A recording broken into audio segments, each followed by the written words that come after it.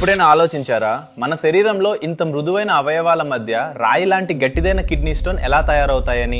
ముందు ఒక విషయం క్లియర్ చేసుకోండి, అది బయట నుంచి వచ్చిన రాయి కాదు, మన శరీరంలోనే నెమ్మదిగా పేరుకుపోయిన ఖనిజాల వల్లే అది ఏర్పడుతుంది. ఒక సింపుల్ ఉదాహరణ తీసుకోండి. గ్లాస్ నీళ్ళల్లో ఉప్పు వేస్తే అది కరిగిపోతుంది, కానీ నీళ్లు తక్కువగా ఉప్పు ఎక్కువగా ఉంటే ఏమవుతుంది? అది కింద కూర్చుంటుంది కదా.